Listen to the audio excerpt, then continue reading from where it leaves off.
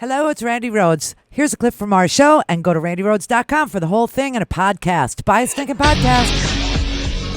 It's Friday, you bastards! Everybody!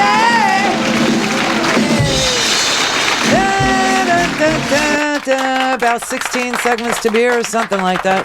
Yeah. It's almost beer o'clock, everybody. That means find yourself a nice hooah. And bounce your boobies with her. Hello. Oh, hello. What? Oh. Are you talking to me, whore? Oh, I thought you were on the air with me the whole freaking time, being so quiet with your little teeny tiny minuscule. I forget if I can swear. Oh, yeah, you can. Fuck, I hate this goddamn election. This fucking hellscape of a motherfucking election makes me want to shove something up my vagina. Well, what doesn't, you know? Hello. What doesn't? Hello. Hello. Hello, baby. Hello, girl. This is Stephanie Miller, the biatch in chief. Mama. Hey, I miss you, Mama. baby. Wait, I'm going to play your commercial. I got your commercial right here. You ready for this? Yeah, let's All right, do it. Let's do it. You're invited to a special Election Eve event. Come get your laugh on. Stephanie Miller's Sexy Liberal Comedy Tour. It's like the Blue Collar Comedy Tour, but for smart, moral people. Featuring John Fugelsang, I mean, I just want to make fun of Democrats for sucking, but I shouldn't do that, right? Frangela, Get your sexy political self up in there. and me, Stephanie Miller. Join us for what could be the last night of comedy, like ever, in select cinemas nationwide. Monday, November 7th only. Tickets on sale now at fathomevents.com. At fathomevents.com, everybody.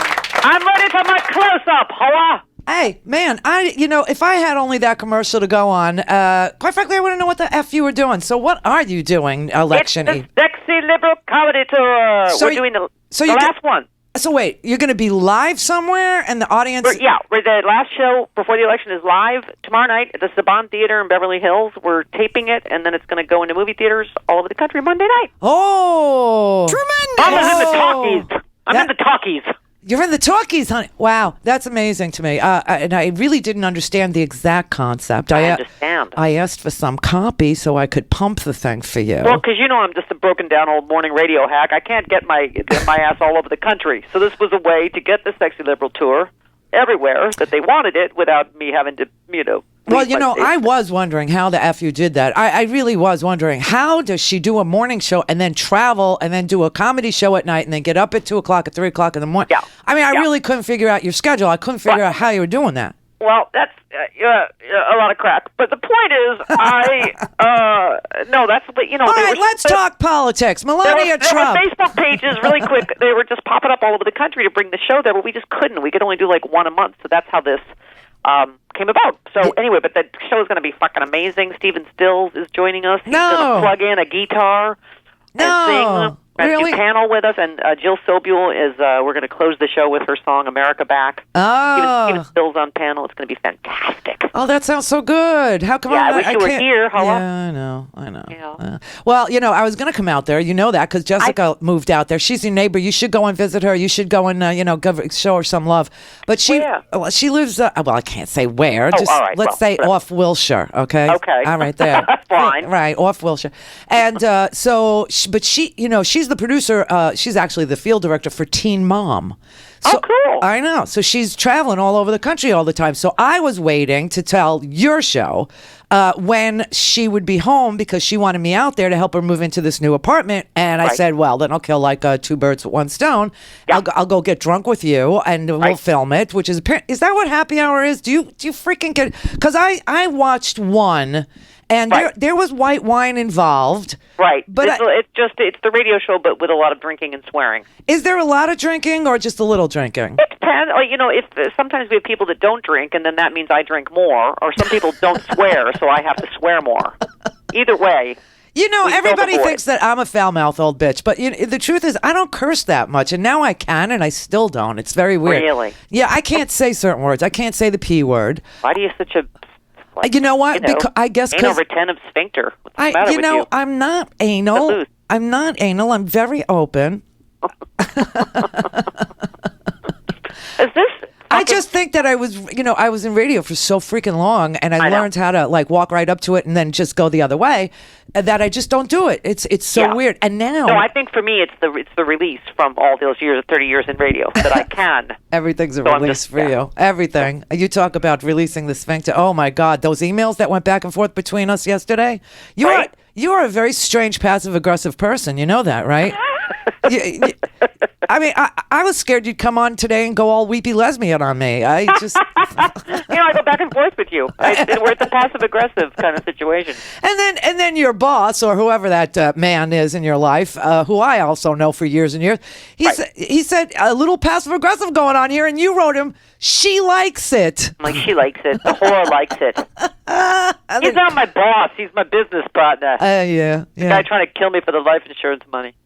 Yeah, because we are worth more dead than alive. Isn't that interesting? Isn't that nice? Oh, yeah. But, how are you? I'm going to stroke out before this election even gets here. I can't take it anymore. Well, there was actually a poll today. This one hurt. 80% of the American people are super, super disgusted with this whole thing. They can't wait for it to be over. But creepily enough, 40% of the Trump supporters don't believe that whatever the election result is, unless it favors them, that it was legit. Of course. So this is not going to end. And what could go wrong? A bunch of armed, angry racists that think the election was stolen. What could possibly go wrong? Right. And what could go wrong with the Trump presidency? Best TV ever, though. Best TV. Oh, God. Reached out to people that have never been reached out to before, the white supremacists. So come on. I came up with the perfect plan, and no one's listening to me. Truman Show. Did you see the movie? Oh, God, yes. We just tell Donald Trump he's president. We enclosed him entirely in fiberglass. So he gets to think he's president. We get a great reality show. People will pretend to love him, just as they do in real life. It all works out perfectly. Hillary gets to run shit. Yeah, fake briefings.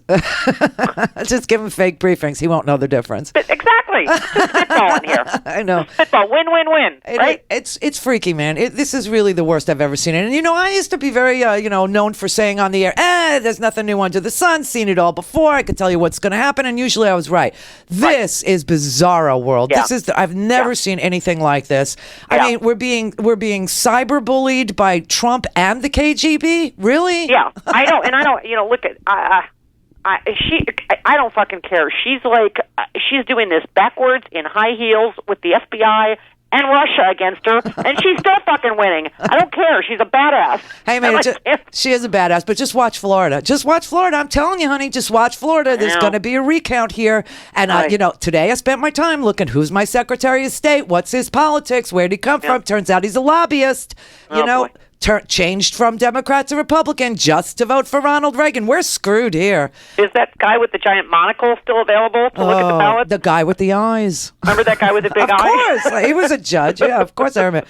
But I mean, I can't believe it. And now he's got Melania out there on the. Could you believe the one thing she picked to talk about yesterday was cyberbullying? That's when I was like, oh my God, they are fucking with us. He is about to pull his mask off, and it's Andy Kaufman. I'm like, you are right. Really? I was like, are they trying to make my head explode? Has she met her husband? I'm so upset about the online bullying. It's we are so mean to each other. We need to be more respectful. I'm like, It was like getting lectured by a KGB agent. It really was. I couldn't believe she. You could cut down on 80% of the bullying by slapping that fucking phone out of your orange asshole husband's hand. How about that? Why don't you start at home, honey? It starts at home.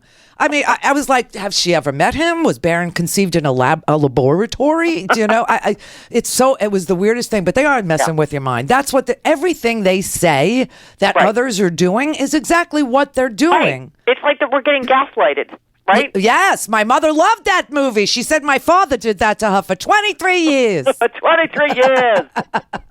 I swear to God. I swear to God. All right, so tomorrow night, people need to go to the movies. Is that it? No, Monday night. Tomorrow night if you're in the Los Angeles area. No, I meant Monday. I'm sorry. My week doesn't end. So Monday night, the election eve. Yeah, November 7th. Get your tickets. Go to fathomevents.com to find a theater near you and go see it. It's going to be fantastic. So if you're in the LA area, come out live. Wait, I hate to do this to you, but I still don't understand. So we go to the movies on Monday night. Right. And what is it that we see? The Sexy Liberal show that was filmed here at the Saban Theater in Beverly Hills. It's already filmed. Oh, see, because you have really declined mentally. No, it's because everything I do is live. It's all freaking live. I'm live on Periscope. I'm live on Facebook. Yeah, it's like a concert film. It'll be the live performance of Sexy Liberal. Okay. And you got to get to go in the theater with a bunch of other sexy liberals. It's just like being at a Sexy Liberal show. Okay, I get it. There you go. Okay, all right then. All right, so Jesus, Grandma. No, hey, I'm not Grandma. You know, what you've done is like Grandma. I gotta say, what you've done is my mother. Google. I know Google's in the machine. Make it happen. But me, everything's live. Everything goes out live. Live. I understand. Yeah. I understand. Live, and it's all on video now, which I just freaking hate. Yeah. You know, I've been on a webcam all week long, like looking over here because I've had this multiple giant eye infection in the left eye, which is the eye closest to the cat. Today's the first day I've worn makeup all week, so I'm praying to God that people don't save these freaking videos. That's right. And then whenever some right winger attacks us, that's the picture they find, right? Of course, and that's never happened to us, right? I mean. But I have been taking my fashion tips from you as far as I'm wearing lots of lace shirts. Fantastic. Oh my God! Listen, those boobies, they deserve some special treatment. Yeah, and what's with you and your love life? Nothing. What do you mean? Is it nothing? It's a barren wasteland. Why? You're a pretty lesbian. Why? I don't know. Help me out. Set me up, woman. Let's go. Well, I'm not your type because I'm not with you. I could be pansexual. You don't even know what that means. I do too. I'm not. Well, sort of. I mean, I don't know. What does that include? Everything? That includes everything, right? I think so. Everything. Yes. I can't keep up with the kids today. I know. Are you pansexual? No, I don't even know exactly what that is. Okay, so you're okay, Grandma. You elderly old crotchety. So when are you coming to see me? I don't understand. Okay, so she's working still, so that's the thing. She called me yesterday. She was on the air yesterday with me saying she voted. I said, well, then where are you? And she said, I'm in L.A. And I was like, when are you leaving again? And she said, tomorrow I go to New York. So, she's all over the place. As soon as she comes back and I can stay with her, then I'll come and I'll do, the after thing. Because I'm scared to get, I'm scared to drink on the one time I ever drank in public, it went, global. So really. You will be under my protection. Under my protective wing. I can't get away with what you get away with. You're the drunk, not me, and I'm the one that's exposed to it. It's an amazing thing to me. Like everything you do, I get blamed for. I know. You do nasty. You do nasty stand up. You say that F word. You say the whore word on the stage, and I'm the one that gets in trouble for it. The one freaking time I do it in a gay nightclub in San Francisco on a Saturday night. It's not fair. It's like I pay the price for everything you do. Whiny little bitch. That's like Donald Trump. Wah, wah, wah. I'll call you an ambulance. I love you. I love you. All right. So Fathom Events, everybody. Go to Fathom Events. And instead of sitting home and crying in your beers and your white wine, go out. I love you, Hoa. Love you, biatch. Thank you. Thank you, honey. Bye. Bye, baby. Bye-bye. There she goes. She'll never find love. She's so picky. First of all, do you know all the requirements to be with her? Oh, my God. Okay, first of all... First, you have to be a lesbian. First, you have to be a lesbian. And you have to be a lipstick lesbian. She's a lipstick lesbian, attracted to look. See, at least my sister was a lipstick lesbian. She liked a bull dyke. Gotta say. My sister liked she liked a man, that knew her way around a woman's vagina, is what it was. So that worked out for my sister, but she's very specific. Then you got to be able to put up with somebody who's drunk at 1 o'clock in the afternoon because she gets off of work at 9 a.m. And then she's probably asleep by like 8 o'clock. On the night she's not traveling the country doing very vile stand-up with dirty language and a potty mouth in a lace shirt with like barely a bra. Okay? And then you have to deal with somebody who gets up at like 3 o'clock in the morning and then has all her friends in the house in the basement all morning long and is weepy. She's so weepy. I tell her, I can't stand being on terrestrial radio. I'm leaving. She calls up the show. What am I going to do? What do we do with that? What? Like, you'll be fine. And she was. Clear for takeoff. Randi Rhodes Air Force. Air Force. RandiRhodes.com.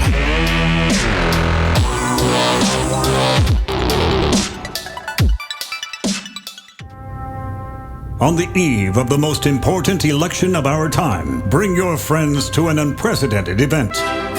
The Sexy Liberal Tour goes coast to coast. Give it up for yourselves, sexy liberals. God bless you.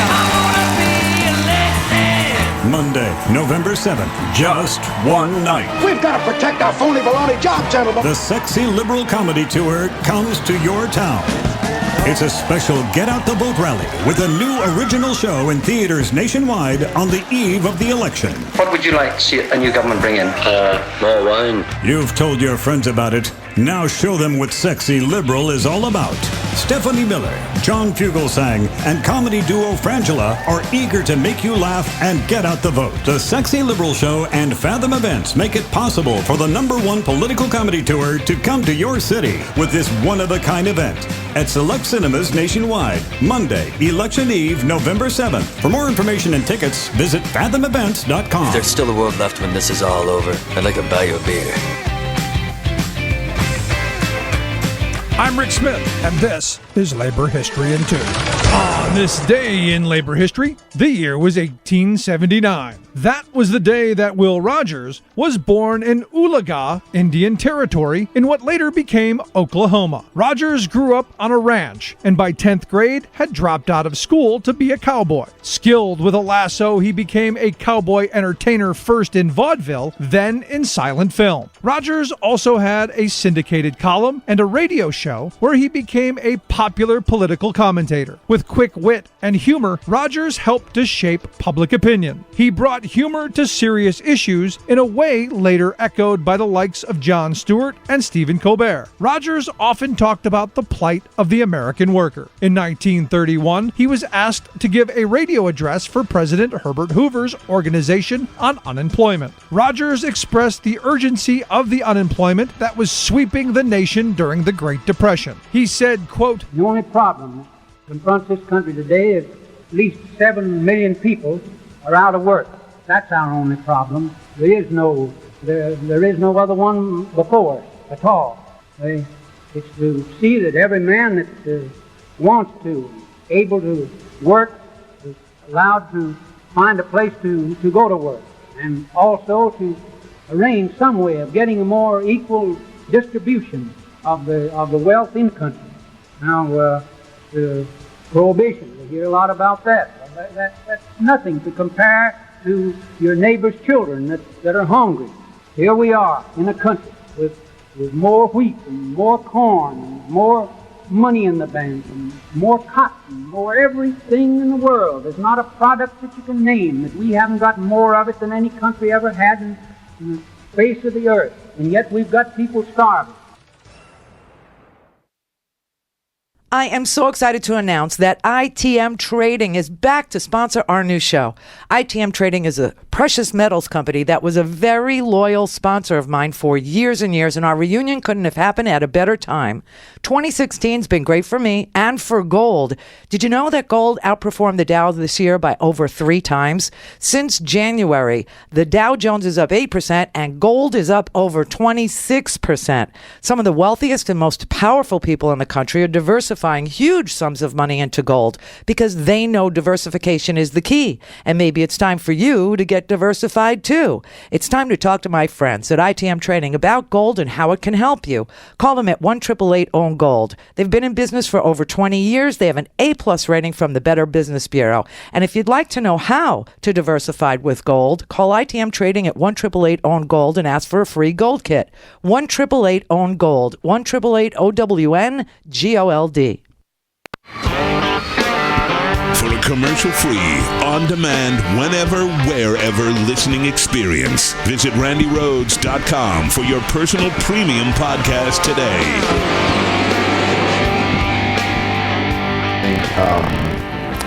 When I saw it, it caught my attention. I didn't think anything of it until 2 days later. And this was 2 days before the Comey announcement. This was Fox Wednesday morning. Oh, no. Sounds like it's tired. We might have to restart that. All right. That computer, but... What I was going to show you is, I tweeted it. You could see it on my Twitter feed. It's on my Facebook page. It's everywhere. I want this to go viral. Don Lemon last night on CNN had Michael Moore on the TV with him, right? And everybody's promoting their things. Stephanie Miller needs you to go to Fathom Events to spend Election Eve in the movie theater watching the Sexy Liberal Tour. The last one, the very last one. I'm sure it'll make you weep. I'm sure it'll make you laugh. Michael Moore is obviously on the TV promoting his movie, which they say will make you laugh and make you cry. This is really where the country is. Half of us are weeping and half of us are laughing. It's just an amazing, disgusting election that we've just all lived through, and it's not over, and it won't be over when it's over. It just won't. But this particular clip I wanted to play was Michael Moore sitting with Don Lemon, and Don Lemon says to Michael Moore, I want to show you something. And he says, I watch all different media. I watch everything. And I was watching Fox News 2 days before James Comey wrote that cryptic, vague 3-paragraph letter saying, I don't know, there's something somewhere that we have to look at with regard to Anthony Weiner's dick pics. And amongst those pics might be a Huma Abedin email that she sent to herself for printing. And so we have to investigate this. So whatever, we'll do it, even though it's 11 days before an election. And changed the entire momentum for Hillary Clinton in violation of the Hatch Act. You're not supposed to have senior officials of the United States government doing anything regarding the release of documents or accusations of anybody, that would tip an election 60 days out. This was 11 days out, right? So last night, Don Lemon says he's watching Fox News and he sees Rudy Giuliani with one of the Fox News models being interviewed 2 days before Comey's letter is released. And Giuliani is sitting there looking like Nosferatu, looking like Dracula, with the yellowing teeth and the sallow complexion. And all of a sudden he lights up like a Christmas tree, like the blood flow, like the Viagra kicked in. Something made him like super, super animated. And without provocation, he volunteers to the Fox News model that he's got something up his sleeve that very soon they have an October surprise. And very soon, it's going to change the entire direction of this election. It was the biggest what the F moment. Michael Moore sat there and said, has this been shown on CNN? Has this been shown on any other media? And Don Lemon goes, well, I can't vouch for anything that goes on CNN. Great, Don.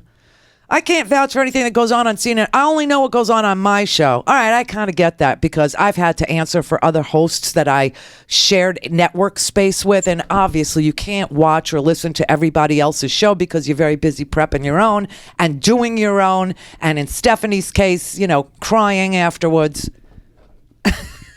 And so, there's just not enough hours in the day. So I kind of get that. But he said, no, he wasn't. He was sure he hadn't played it before because he had just seen it. He had just, he probably DVRs it.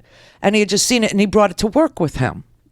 And Michael Moore was shocked. I mean, he was like, his breath was taken away. And he said, oh, my God, this needs an investigation. And damn sure he's right.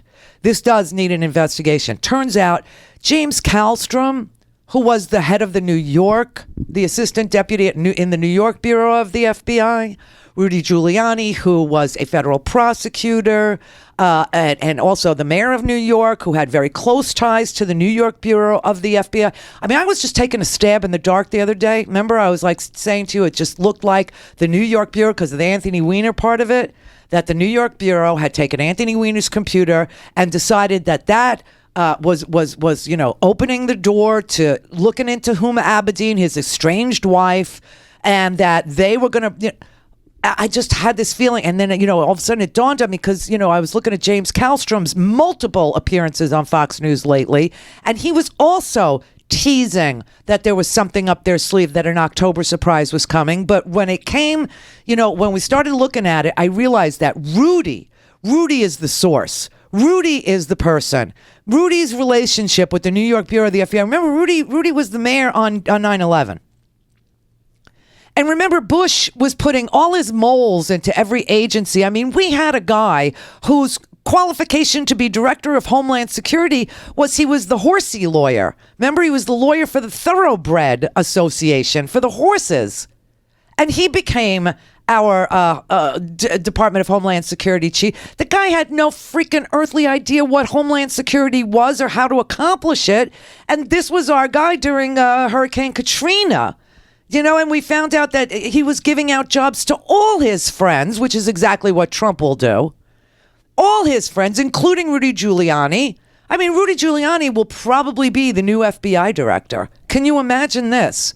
I mean, the thought of Donald Trump anywhere near our intelligence agencies, the NSA or any of these bozos, any of these clowns, anywhere near the DIA, the CIA, the NSA, it's unnerving. It makes you go down that road where you're not supposed to go with, visions of the East German secret police. Wiretapping neighbors and the warrantless wiretapping that Comey was so against will suddenly become, everything so that Trump can keep track of his enemies. It'll make Nixon look like he was playing with, BB guns instead of, but anyway, so let's see if we could do this now because we rebooted. I saw something. Thank you. When I saw it, it caught my attention. I didn't think anything of it until 2 days later. And this was 2 days before the Comey announcement. This was Fox News Wednesday morning. This is Rudy Giuliani. Watch this. And I think he's got a surprise or two that you're going to hear about in the next 2 days. Right. I mean, I'm talking about some pretty big surprise. Oh, yeah, I heard you say that this morning. What do you mean? You'll see. Stay tuned. Rudy Giuliani, you're lucky because we got to go. I'm out of time. Otherwise, I keep pressing you. We're not going to go down, and we're certainly not going to stop fighting. We got a couple things up our sleeve that should turn this around in a way that even the liberal pollsters will get to see it. So that was from 2 days before the letter. Wow. Do you think that he could have known about in advance through his extensive? Well, it sure sounds like he knew something. Sure does. Sure sounds like he was orchestrating something. It sure sounds like him and James Kallstrom and that whole New York bureau are so politicized and so in the tank for Trump. And Kallstrom, got $1 million from Donald Trump for his freaking charity, for his FBI charity. Okay, for ex-FBI law enforcement. That's the only contribution Donald Trump ever made after he did that fundraiser in May for veterans. Remember, he said he would raise $6 million for veterans. Well, Donald Trump lied about that. He didn't raise $6 million for veterans. In fact, what he raised was $1 million, and he gave it to James Kallstrom's FBI charity for ex-law enforcement officers. This is like, so now you consider his connections in Russia, the KGB and Guccifer and all these freaks over there are hacking us. And you got the FBI cooperate. So we got an era of intense cooperation between two intelligence agencies, the FBI and the freaking KGB, showing up in our election.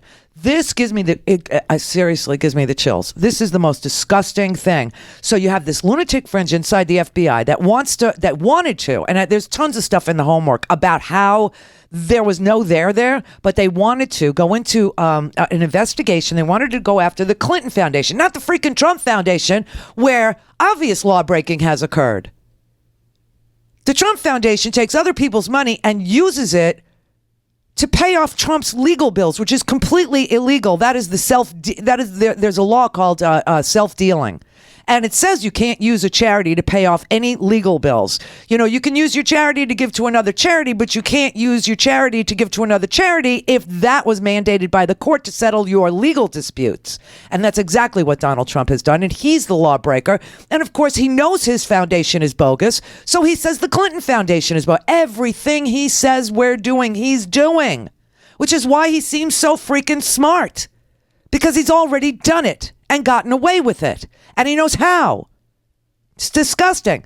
But I mean, the FBI in New York wanted to go after the Clinton Foundation based on this ridiculous, debunked, completely false book called Clinton Cash, written by Peter Schweitzer, who is a right-wing operative. This book was published with Breitbart, who is the Trump campaign's manager.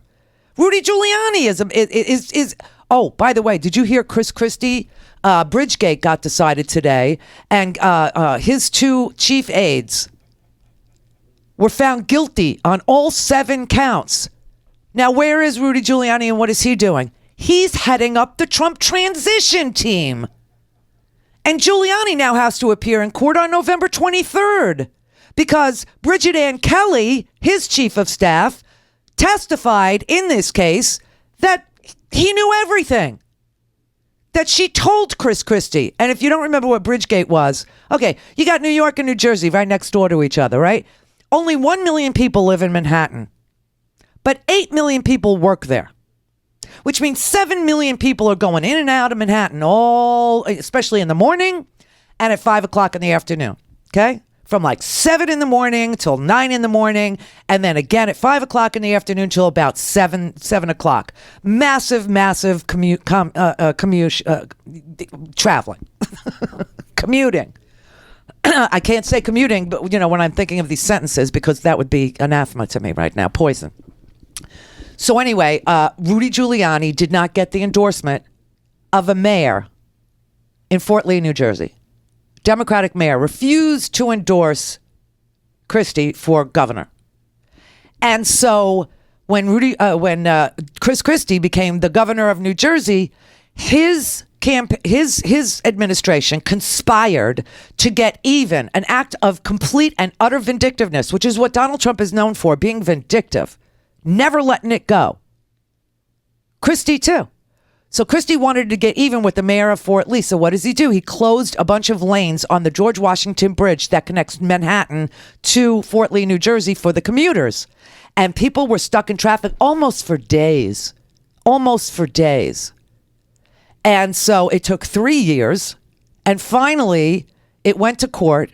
The jury deliberated for 5 freaking days, and this morning they delivered their verdict, and they said that Chris Christie's administration, Bridget Ann Kelly, his chief of staff, and Bill Barron, who was the former deputy executive of the Port Authority of New York, conspired. They found them guilty of conspiracy, of fraud, and of civil rights deprivation to the people who work in Manhattan but live in New Jersey.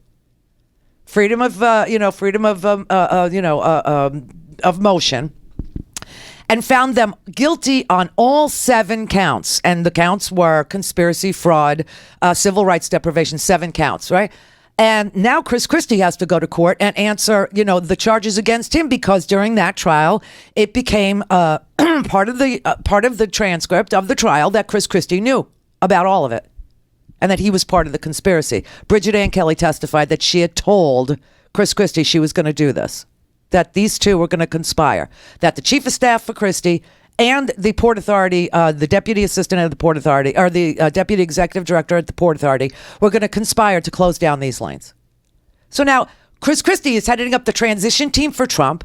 Rudy Giuliani is taking the New York Bureau of the FBI along with James Kallstrom and politicizing it ahead of the election, putting James Comey in this horrible position of halfway violating the Hatch Act, because James Comey interfere in an election 60 days out. But Comey knows that he had testified that if anything new came along, he would provide it with Congress. So Comey won't get prosecuted for the Hatch Act, but Giuliani and Kallstrom could. Meanwhile, what you now have is a civil war, just like I told you is going to happen in the military. You got a civil war in the FBI. You've got the New York Bureau with Rudy Giuliani's buddies and the Bush buddies after 9/11 and the Kallstroms and all those. And you've got the Washington career guys. And they don't agree. The career guys in D.C. say there's nothing to investigate in the Clinton Foundation. They've looked at this ridiculous movie. They read that ridiculous book. There's nothing there. There's no case. It's all hyperbole. It's all, a supposition. Some of it's been debunked. Some of it was just pure garbage. The media's looked at it. They've done the fact check on this particular piece of swill and said that's all it is. There's no there. And that it was just put together, by one of these right-wing lunatics like like they always do right before an election. Citizens United was one of those too. The Clinton files, or I remember that from when Clinton was. I mean, they used to come out on DVDs. But this is what they're doing. They're literally creating a civil war inside the FBI between the hacks and the friends of Giuliani and the Chris Christies, who also have people inside the FBI, obviously, and the career guys in Washington D.C. who told them there is no there. That Clinton Cash was a right-wing hit piece, and now we've got an intelligence agency in New York City that's prosecuting people based on the protocols of the elders of Zion. Do you know what I'm saying? This is so creepy and so wrong. And the same thing's going to happen in the military. And here's what. Trump wants to torture people. And most of the military would not obey that order. Most. Not all, but most of them would not. Most of them would know that that is an illegal order and wouldn't do it, especially if they remember 7 low-ranking reservists went to Leavenworth, Charles Grainer, for 10 years for what went on at Abu Ghraib, which, by the way, gave birth to ISIS. Those photos that they took in Abu Ghraib of writing rapist on the legs of naked men and piling them high in pyramids naked and walking them around on dog leashes, Lindy England and all that. They went to freaking Leavenworth. They went to jail. So most of the military would not obey an order like that. God only knows what would happen if Trump decides, hey, I want to show you something. I'm going to take out Kim Jong-un. Man keeps threatening us. Let's just blow him up. Let's just, nuke him. I just wonder if the launch officers, either in the submarines or at the missile silos in North Dakota, or, would launch. And if you don't, the other guy gets to shoot you. The Randi Rhodes Show is live on RandiRhodes.com and the free Progressive Voices app for Android and iOS. Visit the App Store or ProgressiveVoices.com now.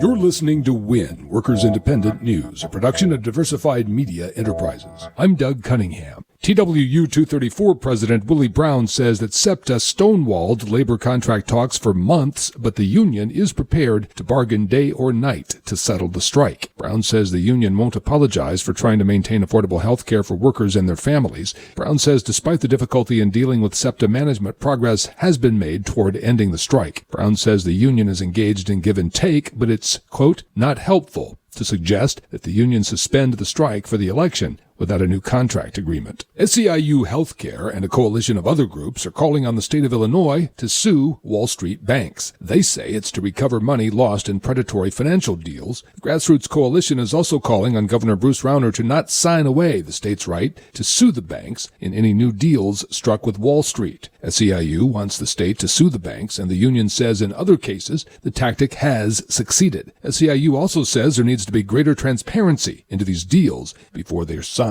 In these final days before the November 8th election, Unite Here is doubling down on its ground operation for Hillary Clinton. In Nevada, Unite Here doubled the size of its ground effort to get out the vote. Unite Here members will canvass up to 10 hours a day, door to door. Unite Here members from across the country came to Nevada to strengthen the union's electoral effort. Unite Here says its top political priority this year is to protect the health care benefits of the 156 million Americans who get insurance through their jobs. And the union says Clinton is committed to working to fix problems with the Affordable Care Act, to keep what works and fix what doesn't. Unite Here says its political program is built on the tenacity and grit of housekeepers, cooks, cocktail waitresses, food servers, bellmen, and porters. Big business money, including millions of dollars from Anthem, is being used to fight hard against a very close ballot initiative in Colorado. Amendment 69 would create single-payer health insurance for all who live in Colorado, a Medicare for All kind of plan called Colorado Care. Donna Smith of Healthcare for All Colorado. It's very close. It's as close as a state can get. and we're working hard. We have just a few days to go, and a lot of ballots are being sent in now, so we're working very hard to canvass and phone call and reach out to people. As you might expect, the usual suspects are raising opposition. We've had insurance companies. Anthem has spent millions of dollars already and had committed to spend many millions more. Brought to you by Union Active, your certified iOS and Android mobile app developer, offering high-quality, union-made mobile apps backed by a support team which upgrades your product to every new mobile operating system. Features, pricing, and examples are online at unionactive.com. You've been listening to WIN, Workers Independent News. For more information, visit laborradio.org. The Randi Rhodes Show is brought to you by our partners at ITM Trading. Call them at 1-888-OWN-GOLD and ask for a free gold kit. 1-888-OWN-GOLD. All things Randi at RandiRhodes.com. Go for launch. Speaking truth to power, the Randi Rhodes Show.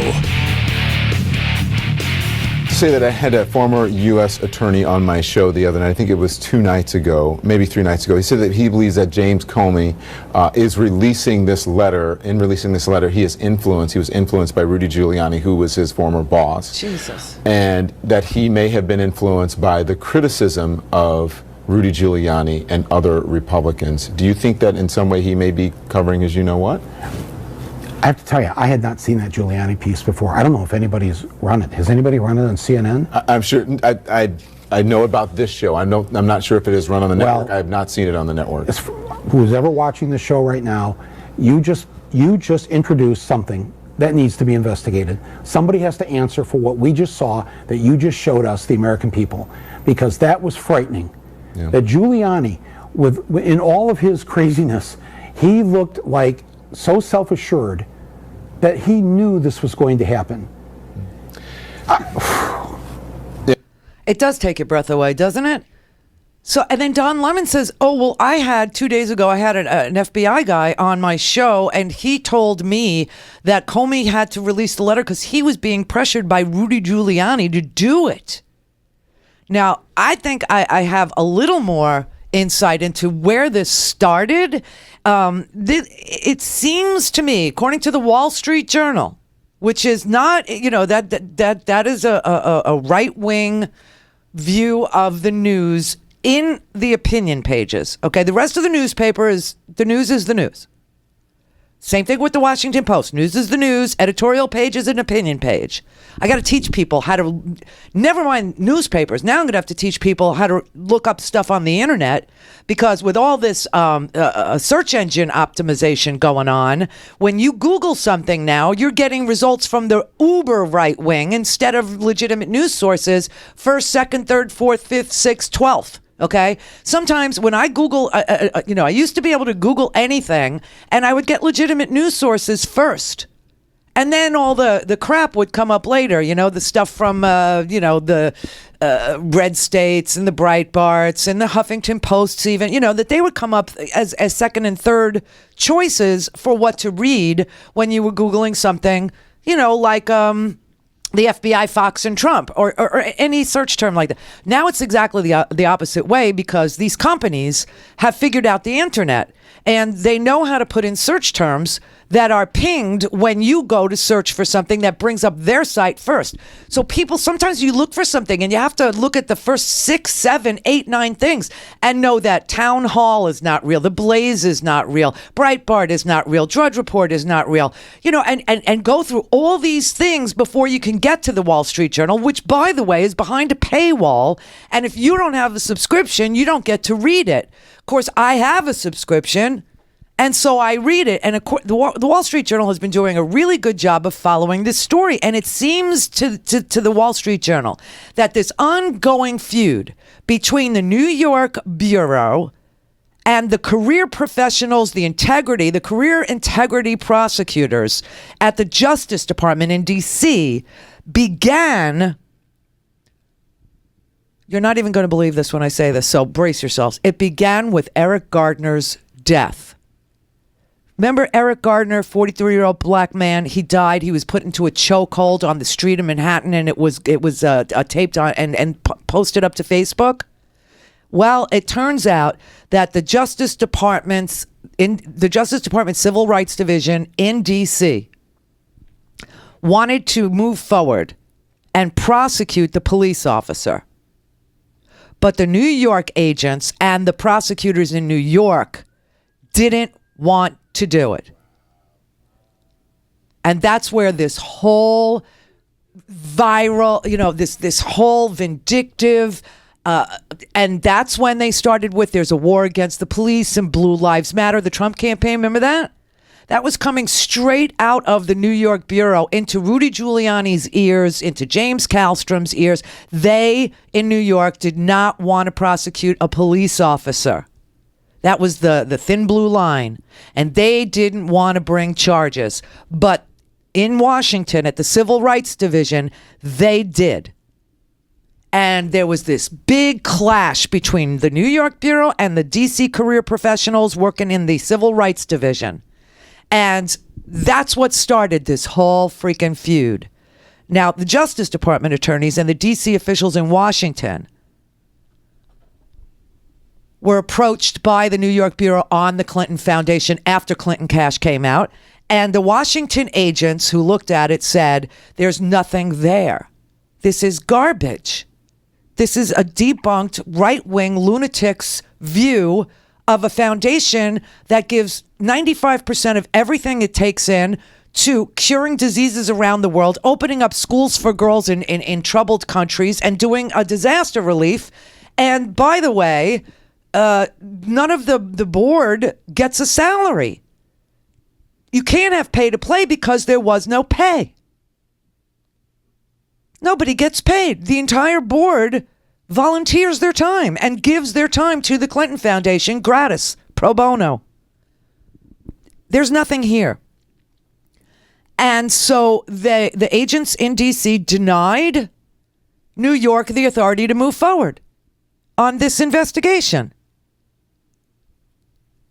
And that on top of, wanting, not wanting to prosecute the police officer in the Eric Garner murder, this on top of being denied the opportunity to investigate Clinton Cash, the movie, made them go virulent. It said they felt they were being set up by the Justice Department higher-ups in Washington, and they pressed forward in ways they felt were permissible.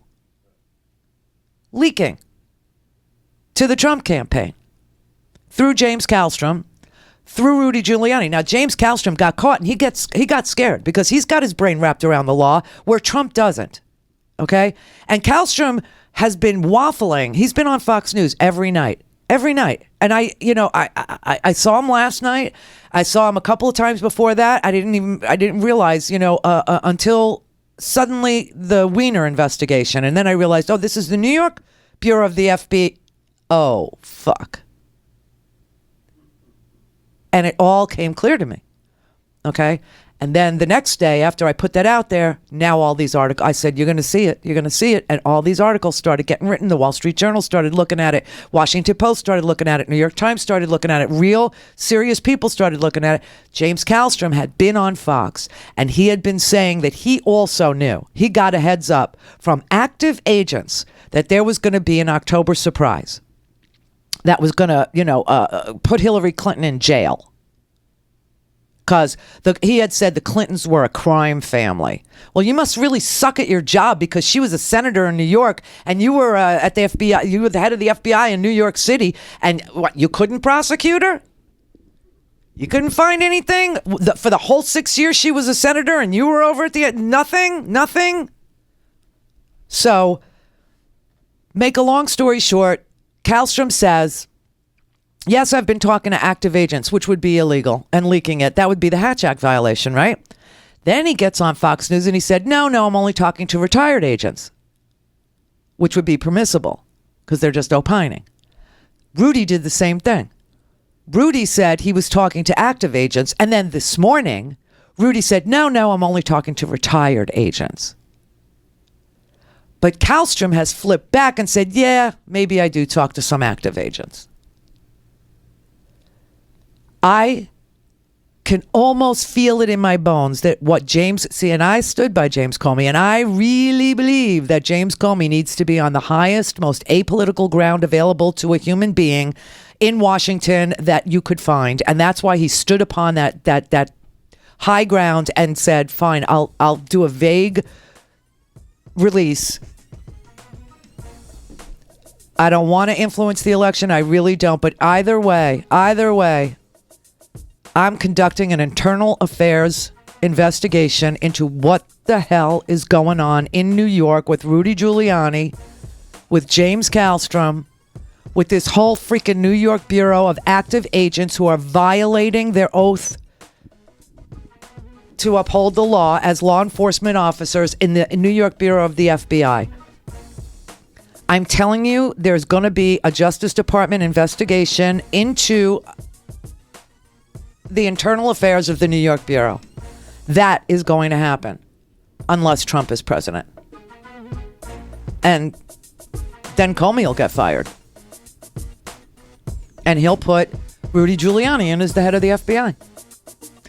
Chris Christie will probably be, the Attorney General. Can you imagine this? A guy whose entire administration was found guilty on 7 counts of fraud and conspiracy today and deprivation of civil rights could be the chief law enforcement official in the United States, or the chief prosecutor. Can you imagine this world? It's Stasi stuff, I know. It's East German, spy on your neighbor crap, but that's where we're at. For a commercial-free, on-demand, whenever, wherever listening experience, visit RandiRhodes.com for your personal premium podcast today. Your phone can be a source for progressive power. Yes, it can. Credo Mobile is a progressive phone company. So what does that mean? It means every month they take a share of their revenue, more than $150,000, and donate it to incredible progressive organizations like Friends of the Earth, Project Vote, Social Security Works, the Brennan Center for Justice. Even better, Credo lets people vote every month to determine how they divide this pool of funding. Not only does Credo fund progressive causes, but you get to use the phone of your choice with great service.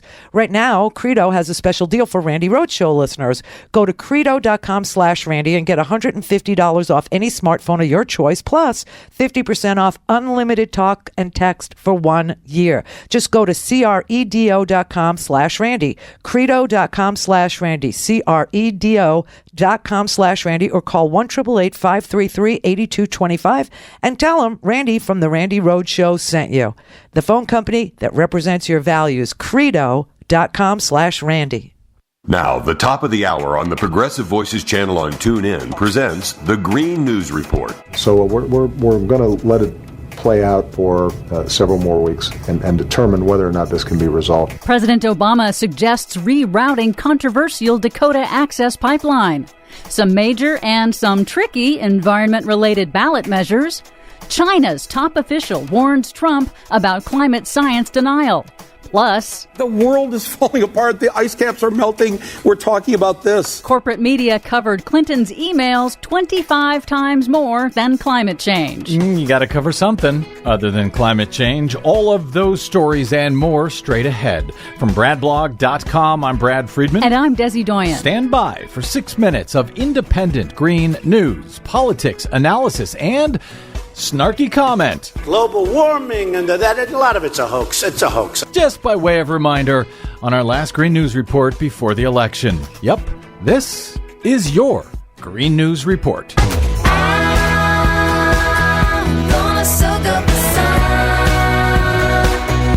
Okay, Desi Doyen, big stakes riding on the election this week. And another reminder of that in Alabama. Yes, we do have a sad follow-up, unfortunately, to that gasoline pipeline explosion in Alabama on Monday. 1 worker is now confirmed dead. 5 workers were severely burned. And more tragic fossil fuel deaths in China. Officials have confirmed that all 33 coal miners that had been trapped underground by a gas explosion earlier this week have now been found dead. 2 miners did, however, manage to escape. Here in the U.S., President Obama has suggested rerouting the controversial Dakota Access Pipeline away from the Standing Rock Sioux Tribes Reservation in North Dakota. That's where Native American tribes and activists are protesting construction of the pipeline that threatens their water supply and ancestral lands. My view is that there is a way for us to accommodate sacred lands of Native Americans. Right now, the Army Corps is examining whether there are ways to reroute this pipeline. So we're going to let it play out for several more weeks and determine whether or not this can be resolved in a way that is properly attentive to the traditions of the first Americans. So bad news that the pipeline will still move forward, but maybe some good news that it'll be moved farther away, at least from the Standing Rock Sioux. That's what it looks like. That interview was with Now This News, and the president at the time also cautioned law enforcement, saying they have an obligation to show restraint. Well, that would be nice. Meanwhile, as the U.S. hurtles toward Election Day on Tuesday, November 8th, China's top climate official took the unusual step of offering some friendly advice to Republican presidential candidate Donald Trump, who has pledged to renege on U.S. commitments to the historic United Nations Paris Climate Agreement. We're going to cancel the Paris Climate Agreement and stop. Unbelievable. This is a Fox News and Alert. stop I'm Brett Baer in all payments Washington. of the United States tax dollars to UN global warming programs. In response to a question by Reuters about Trump's statements, China's chief UN climate negotiator Xi Zhenhua said, quote, "I believe a wise political leader should take policy stances that conform with global trends. If they resist this trend, I don't think they'll win the support of their people, and their country's economic and social progress will also be affected." Well, we'll see if he enjoys the support of the people, but of course, that guy would say that because, as Trump has told us, it is China who has created the hoax that is global warming. Yep, and China, by the way, is launching a national carbon trading system in 2017. Sounds like they've hoaxed themselves. A new study by Media Matters explains why voters generally don't know the presidential candidate's specific policies on the environment or energy or climate change. That's because the corporate media has neglected to cover policy. Media Matters found that the major networks devoted more coverage to Hillary Clinton's email controversy than all other policy issues combined. In just the last few weeks, for example, cable news mentioned Clinton's emails more than 2,000 times and mentioned climate change just 96 times. What's to talk about? Now, not only are candidate races for federal, state, and local office important, but voters in many states also will be deciding some major and some tricky environmental initiatives. We've already covered how the utility industry is behind Florida's deceptive anti-solar Amendment 1 that's intended to crush rooftop solar. In California, out-of-state plastic bag manufacturers have funded two confusing ballot measures that could potentially trick voters into repealing the state's statewide ban on single-use plastic bags. And in Washington state, voters are considering the nation's first statewide carbon tax on major polluters. But division between major environmental groups over where that revenue should go could doom the measure entirely. You can get more info on these and other measures around the country at our website, greennews.bradblog.com. Buckle up. Don't forget, you can download our reports anytime via Stitcher, TuneIn, or iTunes. Find us and follow us on the Facebooks and the Twitters at Green News Report. From BradBlog.com, I'm Brad Friedman. And I'm Desi Doyen. And this has been your Green News Report. Right here, right now, watching the world wake up from history. This has been the Green News Report on the top of the hour on the Progressive Voices channel on TuneIn. Mary had a little man. The fault. We believe that all men are created equal. To the magnificent mosaic that is America. From radio beacon to radio beacon. I have a dream today. Change has come to America. Knock, knock. Who's there? It's a figment of your imagination. Randi Rhodes Show. Turn up your mind. This is a Fox News Alert. I'm Brett Baer in Washington. Breaking news tonight. Two separate sources with intimate knowledge of the FBI investigations into the Clinton emails and the Clinton Foundation tell Fox the following.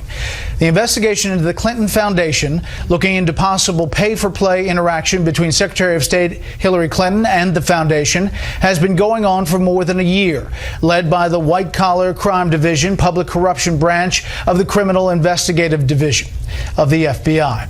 The Clinton Foundation investigation is a, quote, very high priority. Agents have interviewed and re-interviewed multiple people about the foundation case. And even before the WikiLeaks dumps, these sources said agents had collected a great deal of evidence. Pressed on that, one source said, quote, a lot of it. And there is an avalanche of new information coming in every day. Some of it from WikiLeaks, some from new emails. The agents are actively and aggressively pursuing this case, and they will be going back and interviewing the same people again, some for the third time. As a result of the limited immunity deals to a number of top aides, including Cheryl Mills and Heather Samuelson, the Justice Department had tentatively agreed that the FBI would destroy those laptops after a narrow review. We are told definitively that has not happened, and those devices are currently in the FBI field office here in Washington, D.C., and are being exploited. The source points out any immunity deal is null and void if any subject has lied at any point in the investigation. Meantime, the classified email investigation is being run by the National Security Division of the FBI. They are currently combing through former Democratic Congressman Anthony Weiner's laptop and have found emails that they believe came from Hillary Clinton's server that also appear to be new, as in not duplicates. Yeah. All that breathless reporting, they had to retract it. I swear to God. But do you think the right wing, do you think that these, these Trump pansies, yeah, I love that too. You think these Trump pansies are going to pay any attention to the retraction? No, but there was a retraction. Oops, we got this wrong. And Donald Trump is out on the campaign trail repeating everything that Brett Baier reported breathlessly 2 days ago. First of all, that would tell you that there are active agents inside the FBI who are leaking to Fox News. That's a violation of the Hatch Act. Because they didn't testify to Congress that if anything new came up, they would inform the media or Congress, did they? No. So if there are active agents who are doing this work, and they are finding anything, and they're leaking to the press, these guys need to be investigated internally and removed from the FBI. Now, like I said, none of that was true. There was a retraction. They said, oops, that's not what's happening. We didn't hear that. I don't know where it came from. We're so sorry, and they retract it. But it is an amazing thing that, all this stuff is happening, and it's obvious that there's a civil war going on within the FBI. The Guardian UK, they have an article that says the FBI is Trumpland, talking about the New York Bureau, none of whom were willing or cleared. That's the key point. Nobody there is cleared to speak to the media. No one. So they said none of whom were willing or cleared to speak on the record have described a chaotic internal climate that resulted from outrage over, it's James Garner. This is where it started in New York. The New York FBI did not want to prosecute James Garner's, the police officer who put James Garner in a chokehold and killed him live on Facebook, on somebody's cell phone. They didn't want him prosecuted. Washington, D.C., the Civil Rights Division did. That started it. Then when James Comey announced in July that Hillary Clinton was not going to be prosecuted, that escalated it. And now Rudy Giuliani, according to former FBI directors who were on the record on CNN, said Rudy Giuliani is the person that's stirring all this up and pressuring James Comey into covering his ass by putting out some sort of a letter, because the New York office is hell-bent on prosecuting Clinton on the Clinton Foundation pay for play, except they can't find any pay. And they say that inside the New York Bureau, the agents are saying that Clinton is and this is in quotes, the Antichrist personified to a large swath of FBI personnel. And the reason why they're leaking is they're very pro-Trump. This agent that spoke to The Guardian said that the Bureau has become Trumplandia, with his colleagues openly discussing voting for Trump.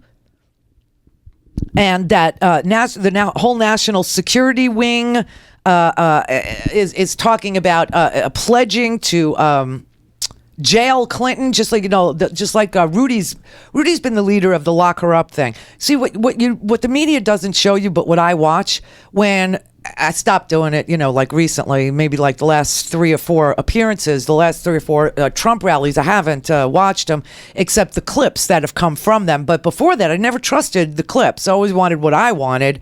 And so I would record the whole Trump rally, the 2-hour rally, and Rudy Giuliani was the opening act.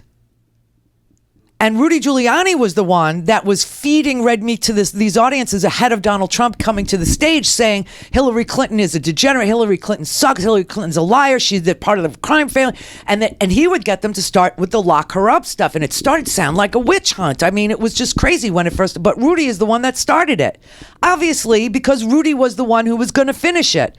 Not that he would lock her up, but that he was turning the FBI while accepting help from the freaking KGB. This is the most ridiculous election I've ever seen in my life. They say inside the FBI that where they're calling it Trumplandia, there are lots of people who don't think Trump is qualified.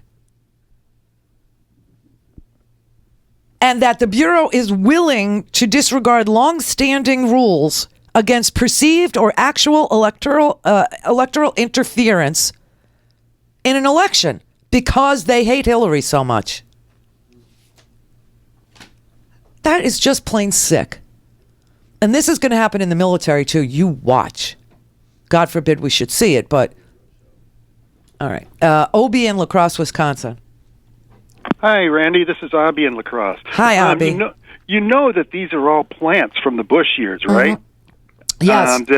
When you started talking about this a couple of days ago, it triggered a memory that I had of articles that I was seeing late in the Bush years about how career positions in the Justice Department were being filled by the Bush regime's allies. That's right. And it's probably these clowns now. Those seeds that were planted then are coming to fruition now. We used to talk about it all the time. I kept saying that these political appointments, remember the girl that went to, I don't know, did she go to Liberty University or one of the Regent University?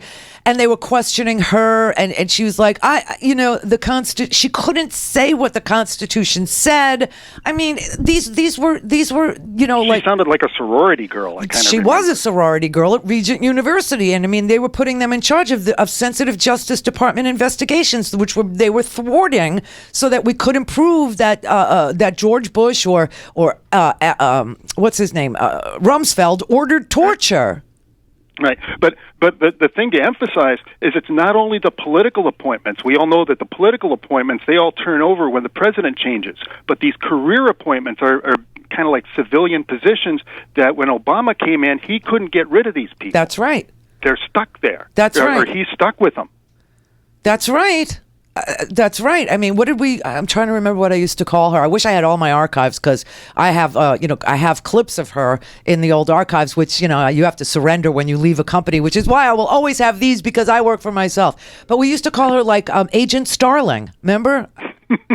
And I used to go, Dr. I remember hearing you ranting about that back in the day. Little Agent Starling, Dr. Lecter. Yeah, that she was a regent, and they were putting them in the FBI and in the Justice Department as career professionals, not political appointees. And I kept saying, this is the gift that's going to keep on giving. Even long after Bush is gone, this is going to keep on rearing its ugly little head. It's like Supreme Court justices. Oh, yeah. We're stuck with them. That's right. Be careful. Don't say I didn't warn you. And you know what? I've been back on doing this for what? Like not even 8 weeks. Well, it's been like 10 weeks now, something like that. Since late July. Feels like a lifetime. Oh my God! But I was the first one. It does. But I was the first one to tell you Trump's going to try a media thing. Then all of a sudden he tries a media thing. I was the first one to tell you that he was going to surround himself with these white supremacists and the Breitbart people and all these sexual molesters. Roger Ailes and Steve Bannon, whose wife, when the police got to the house, saw her beat up by him. I mean, just an amazing thing. And about the rape case and all this stuff that the media wouldn't tell you. And now I'm the one that figured out it's all Rudy. It's all Rudy and career professional. These implants from the Bush administration.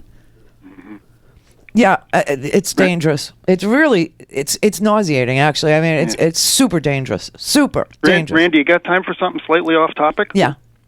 Do you heard about this case up in Menominee, Wisconsin? No. About this guy, a Saudi Arabian student that goes to UW Stout. got essentially murdered at bar time last Saturday night.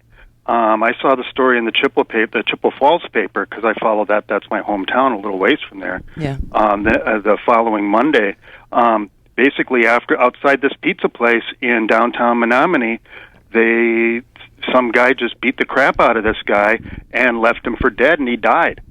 And it's like, apparently it was a crowded street. 2:00 right after bar time on Saturday night, all the students are out. And I saw a newspaper article today that said this was a crowded street, and nobody's turned in this guy. And I'm just so sickened and disgusted by this. If an Arab student had done that to a white guy, it would be wall to wall on Fox News ever since Sunday morning. Right, and look at the guy in Iowa that went and just ambushed. Same kind of deal. Yeah, right? White supremacist kills a couple cops. And it was a white guy? Okay, we're not going to talk about it. Exactly. Had a Trump Pence sign in his yard, was just like a ready to blow, according to his neighbors. He was all agitated all the time, and then went and just, attacked these two police officers, ambushed them, and killed them both. No reporting on that. And also no reporting on the fact that a black church in Mississippi was set on fire, and on the side of the church was spray painted "Vote Trump." Yep. This guy, this is the Trump effect. And that's why, to watch Melania talk about bullying and how mean we are, I was like, Melania, she said, and these people on the internet, they have no name. And I'm like, they have the same name as you, Trump. She apparently doesn't read her husband's Twitter feed. I don't even think they've met. Right. Little part. You know how every election we always talk about how much we miss Molly Ivins? Yes. I've got a different journalist that I really, really, really miss this year, Hunter S. Thompson. I mean, I can't describe the people that are running for office on the Republican side without having to dig into the Thompson archives. I mean, only he could do justice with the imagery of the slime buckets, and it's like, I'm glad I can cuss here. I can actually call him an asshole and a douchebag, but even that doesn't do it justice. I need the words of Hunter Thompson to describe these foul people that are running from the Republican side. Yeah, I know. Listen, it's the full J. Edgar Hoover. That's what we're living through here. Yeah. It is. It's really bad. And you know what? Remember J. Edgar Hoover? At first I thought, oh my God, this is just like J. Edgar Hoover's I'm afraid I'm old enough to remember J. Edgar Hoover, yes. And then I thought, except without the cross-dressing, until I realized Rudy does Giuliani's that too. a cross-dresser. Right, exactly. So it's full J. Edgar. It's full on J. Edgar Hoover. Oh. I know. I got to go for a bike ride and burn all this off. You have a great weekend, Randy. Thank you, too. Thank you so much. Bye. All right, everybody, buy a stinking podcast, and I'll tell you why. Because you really need to replay some of the early ones from this week.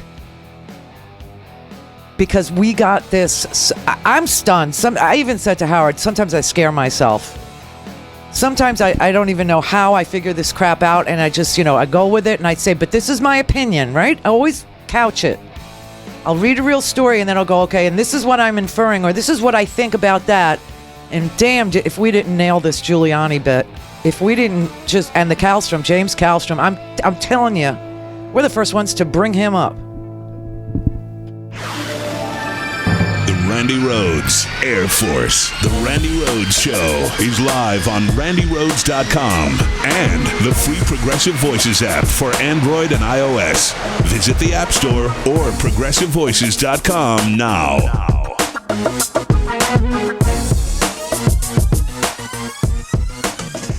Hi, we're back, and everything is possible again. Isn't it beautiful? Well, if you want to keep it this way, buy a stinking podcast. Oh yes, you have to buy a stinking podcast.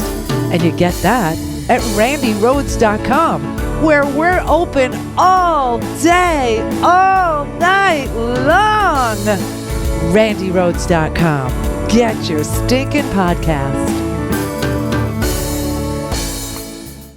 This is Tara Devlin, aka Pterodactyl from RepublicanDirtyTricks.com on the Progressive Voices channel on TuneIn. And this is my 2-minute tirade. After we get money out of politics, one of the first things we have to do in the new progressive era that's coming is build an education infrastructure that arms citizens with the reality-based knowledge they'll need to immediately see conservatism for the ruse that it is. It used to be that just the crackpots on the right-wing fringe had their own versions of reality, but now it's to the point that even Republican leaders repeat conservative revisionist history, validating a feedback loop of lies that never gets penetrated. Ben Carson, for example, besides being living proof that even the most accomplished Republicans are still complete dumbasses, Ben Carson is like a walking wiki of sophomoric, historically inaccurate, but sincerely held conservative fiction, and the media that has a constitutionally protected role to inform just lets him get away with it. Lion Paul Ryan is another case in point. This is a man who gave the most lie-riddled convention speech in American history, and Republicans beg him to be their leader, and the media speculates if he'll run for president one day, when they should be telling a tale about how a man ended his political career by daring to lie so brazenly to the entire nation. Reality has such a liberal bias, and so does democracy. Everything from arithmetic to science to sociology to history and current events are all given a conservative rewrite and regurgitated without restraint. Conservatives attack and dismantle public education so people are too overworked, underpaid, and ill-informed to know the difference. There may be two sides to an opinion, but there aren't two sides to the facts, although conservatives will keep trying. This is Tara Devlin from RepublicanDirtyTricks.com. Go there and find links to my Facebook, Twitter, and Instagram communities, and keep listening for 2-minute tirades and more on the Progressive Voices channel on TuneIn. We stick together, we win.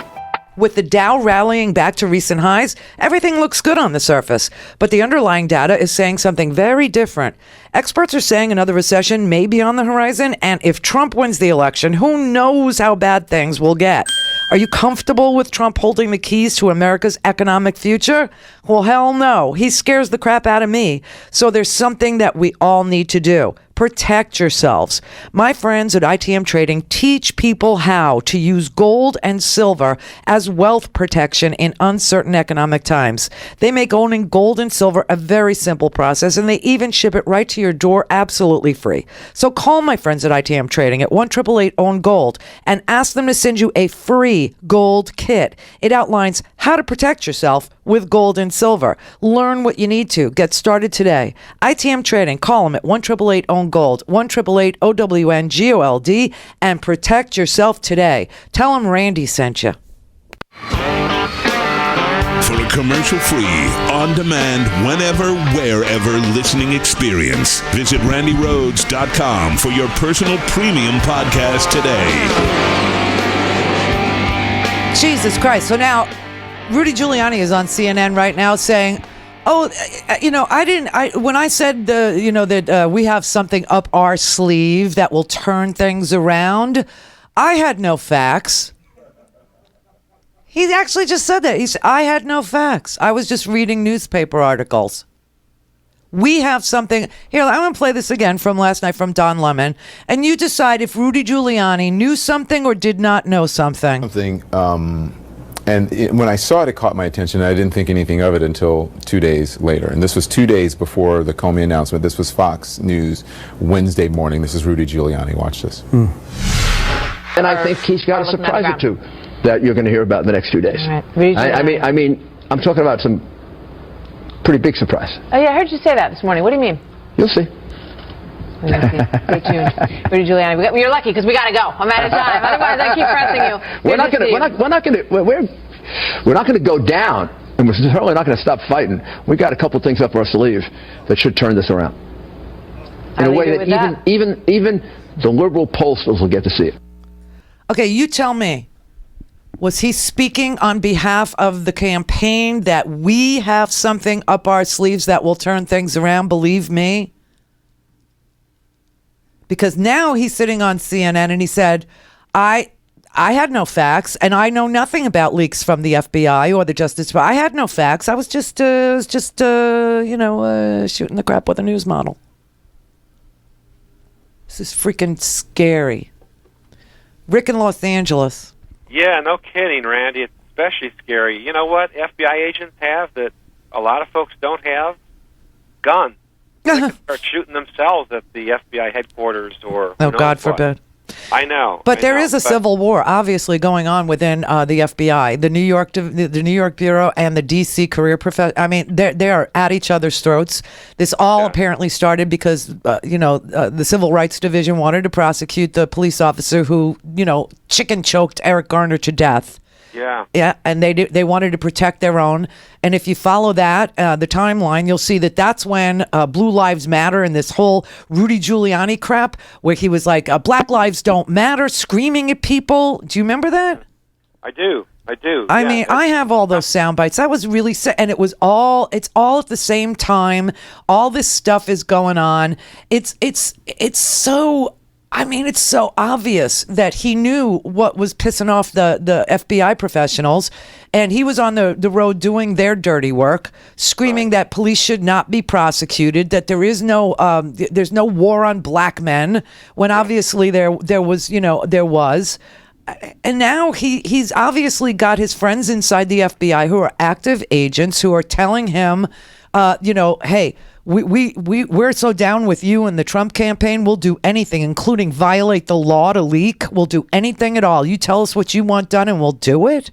And help out the Russian hackers, give information to the enemy. Yeah, that's treason, Randy.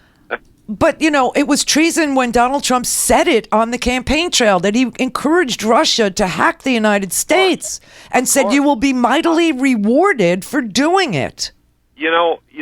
That clip you just played of Rudy, I don't know if you played a clip on CNN. It sounded, I guess you just made it, you were imitating what he was saying.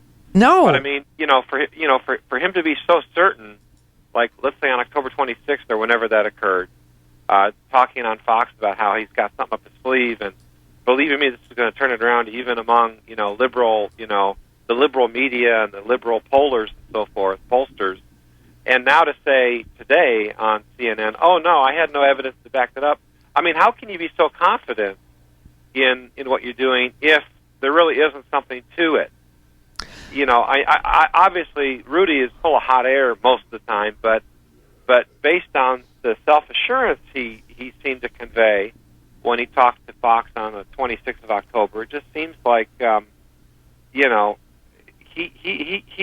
definitely... He's up to his eyeballs in this, Randy. I know. And, I just hope that first of all, let's just realize he's a former federal prosecutor. Yeah. Okay, that's number one. Number two, he was the mayor of New York on 9/11.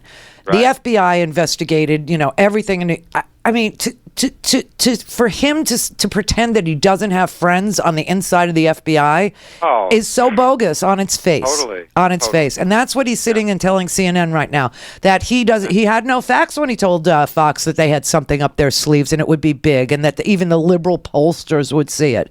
He said he was just shooting the breeze with a Fox News model, and he had said it earlier apparently, because if you listen to what he says, she said, "Yeah, I heard you say that earlier today." Oh, okay. And then James Kallstrom also was on Fox News saying there would be an October surprise, and that he knew for sure that it would have to do with the Clinton crime family.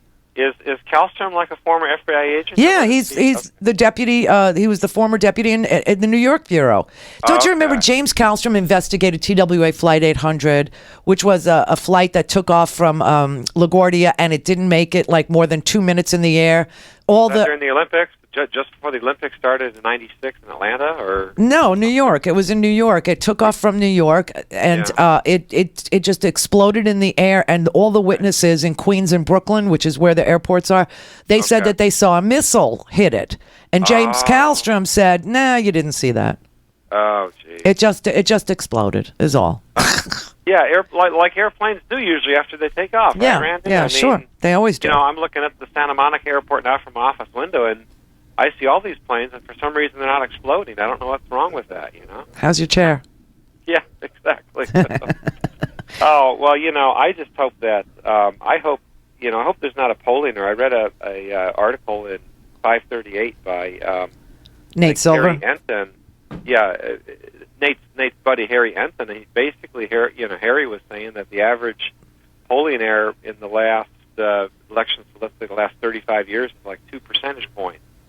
So that if it's 2.5 percentage points against Hillary, it could definitely give Trump the White House. So I know, it's very close, and it she was trending away from Donald Trump very quickly, and it was all but done. And then all of a sudden, this story, right? This story, and right after Rudy says we got something up our sleeves, it's going to turn it around, and this comes out. This was 2 days before Comey's letter when he said this, and then 2 days later, it comes out a week ago today, and all of a sudden the polls are tightening. All of a sudden, right? Yeah, I mean, I wish Comey had just basically had the fortitude to basically tell Giuliani, fuck you, I'm not going to release anything else, Well, maybe Rudy Giuliani has pictures of Comey with a live girl or a dead boy. I mean, I don't know. Yeah, that could be. I was thinking that. No, it's a live goat or a dead hooker. Yeah. A live goat. Or a dead hooker. Yeah. Right, I guess because live boys are okay now. Yeah. Yeah.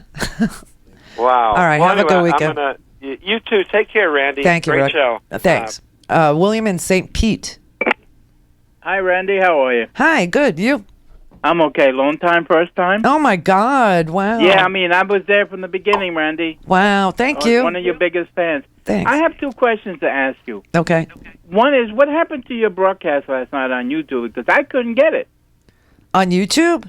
Yeah. No, we had internet at 4. So no, I know what he's talking about. So what happened was before the show, we lost all internet. So our show started about 30 minutes late yesterday. That's number one.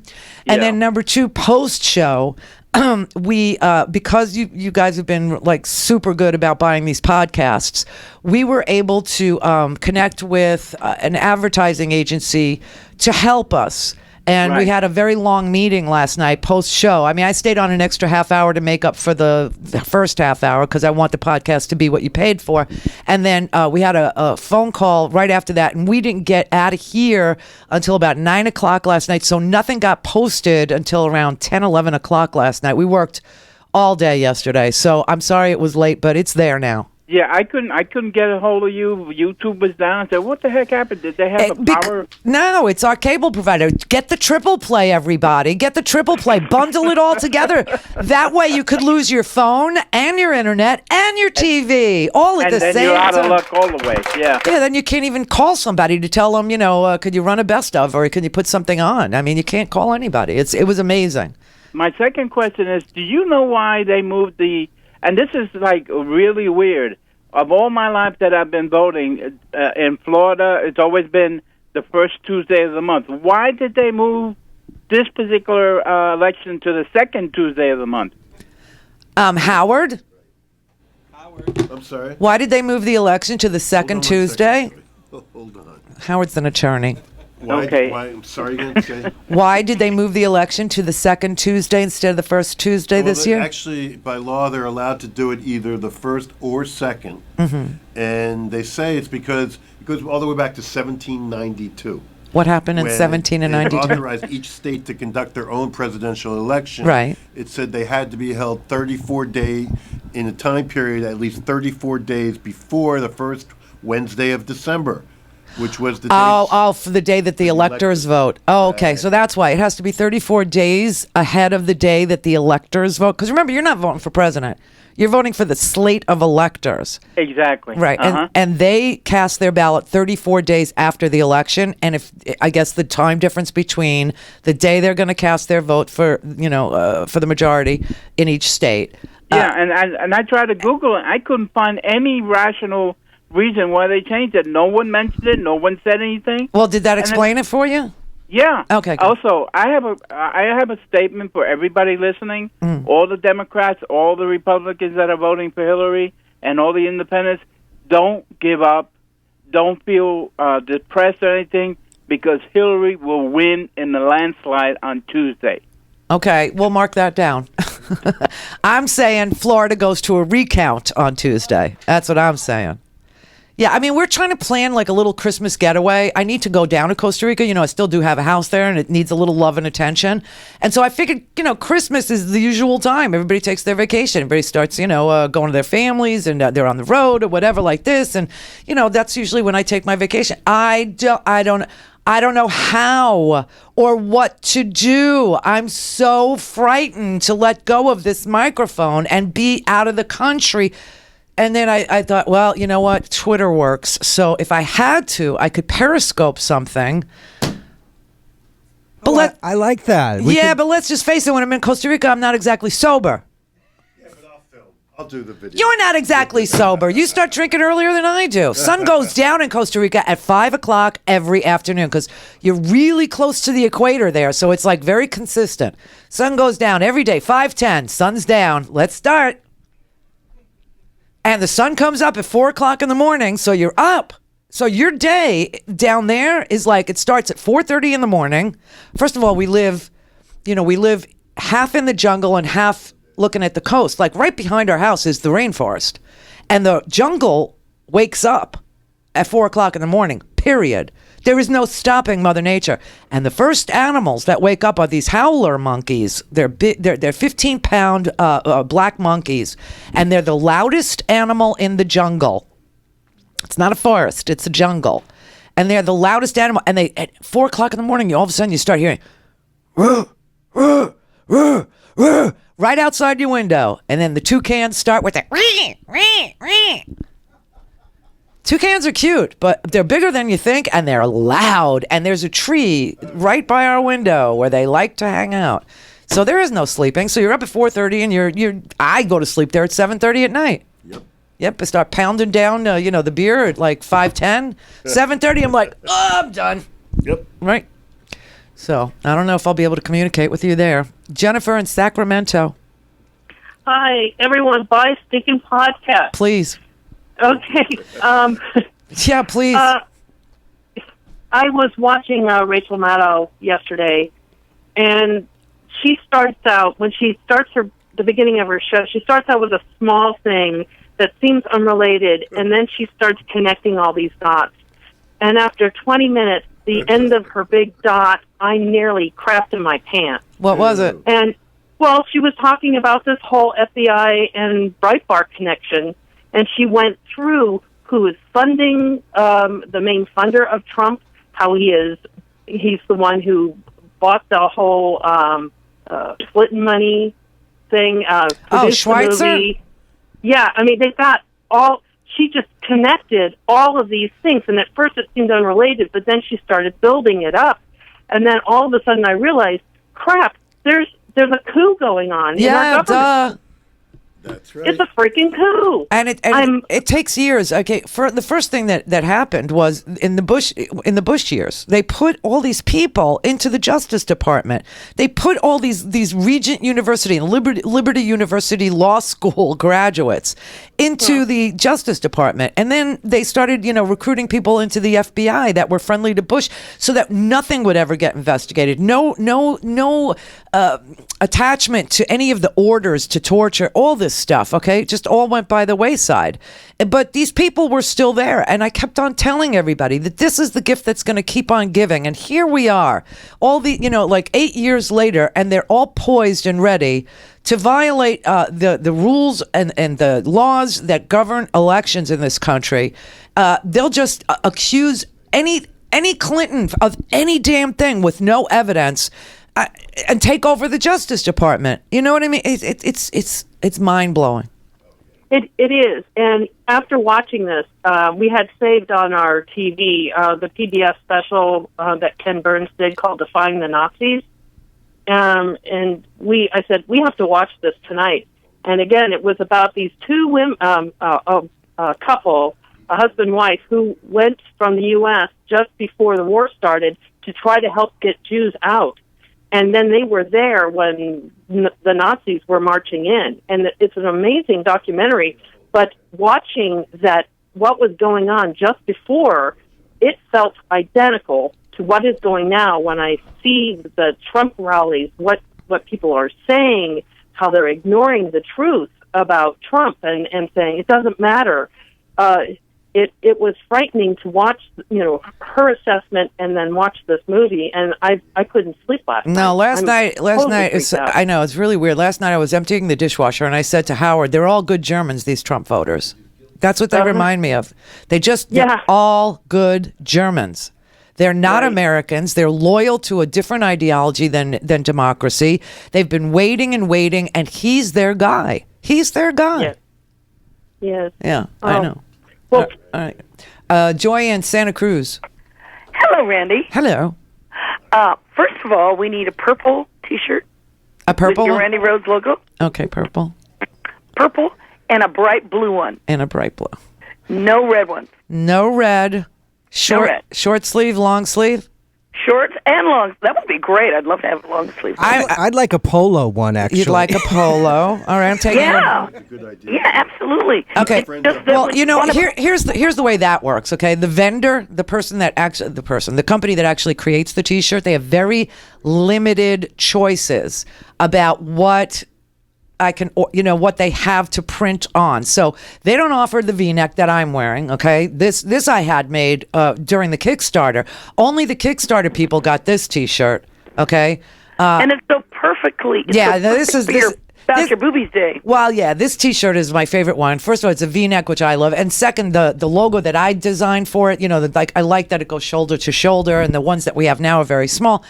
But we're looking for a new vendor. So if let's say you have a company out there that can fulfill, that's the part. I mean, there's a million T-shirt printers, but the people that I need have to be able to plug in via WooCommerce and take the orders and fulfill them and send a little notice once you purchase saying, thank you for your order.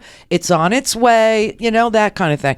I need somebody who can do purple and a bright blue and no red. I need somebody who could do short sleeve, long sleeve, and a polo. And tie-dye. Thank you. And caps, yes, embroidered baseball caps I'd like to do too. Tie-dyes. Okay, no. I'm saying no to that.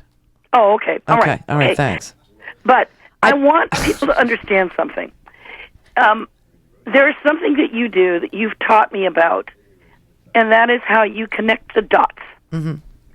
And you did this with the torture, and when you had to end up testifying in front of Jackie. Oh, we went no. I didn't testify. I was the defendant. I was being, right. I was being sued for $11 million. Right. And my legal defense cost me $1 million. Holy mackerel. Oh yeah. People want to know, where'd your money go? Defending the Constitution. Well, you did a marvelous job, though, because you were the one who. No one else was covering this. No, they weren't. Nobody wanted to talk about it. And nobody would research it. Nobody would figure. See, my thing was, I'm a veteran. I'm ex-Air Force, and I know what happens to low-ranking reservists. They're the first to I'm a military brat. Okay, from the so the low-ranking ones, which I was. We're the ones that get served up on a platter. We're the ones that get threatened. You make a complaint or whatever, you're the one that's in trouble, not the person who did the thing. The one who called it out. That's always been the problem. Okay, so when I saw 7 low-ranking reservists go to Leavenworth, or in those photos, and that they were the ones being prosecuted for torture, and not Rumsfeld, who left a note on the wall, and the General Janice Karpinski, who was in charge of all the prisons in Iraq, she was speaking up. She got busted from general to colonel, but she spoke up, and she said, this all started when Bush sent a general into Abu Ghraib, and they ordered these guys to take these photos. They ordered them to strip these people naked, to pile them onto, and she was the one who got in trouble. So I thought, well, if the general is getting busted, then God only knows what's happening to these reservists. And of course, they went to Leavenworth. So I started to research it, and I found out who the contractors in there were, and I started talking about it on the air, and they sued me. Yeah, but my dad was a judge in the Air Force, and he saw this too. But you had a voice and could get it out there. Well, your dad could have called me. You broke the story. Yeah, but you know what? I got no help on that story. In fact, that's when I started making enemies up there in New York. Well, my dad was in D.C. It was no, I'm saying where I worked. It was a very inconvenient story for them. They didn't like it, and they didn't like that I was doing it, and they kept asking me to stop it. There were a lot of problems, you know, and that's why I work for myself. Just saying, that's why I chucked the whole corporate thing. Can't do it. The Randi Rhodes Show is live on RandiRhodes.com and the free Progressive Voices app for Android and iOS. Visit the App Store or ProgressiveVoices.com now.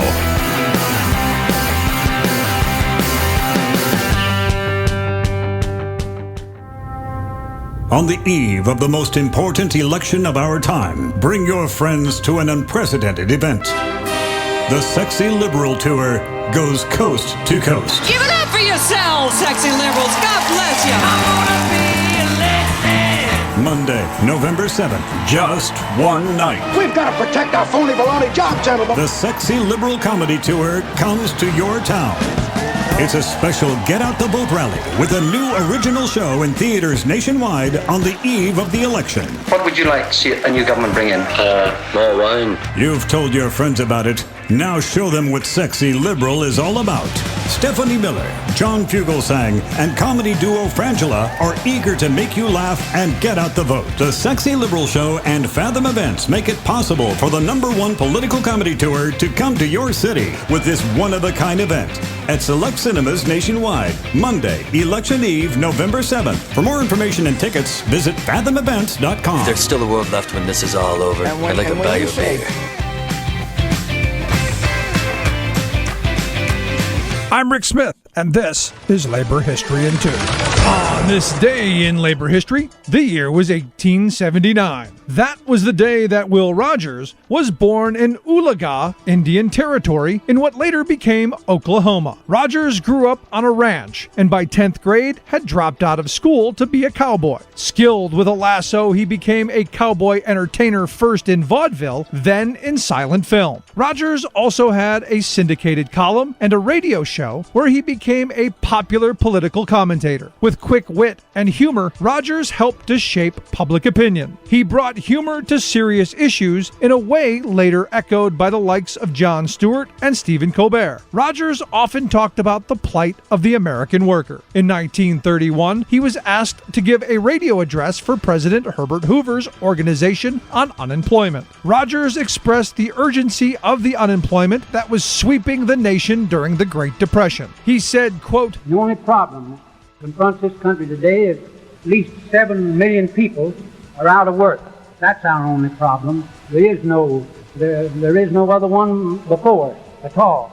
It's to see that every man that wants to, able to work, is allowed to find a place to go to work, and also to arrange some way of getting a more equal distribution of the wealth in country.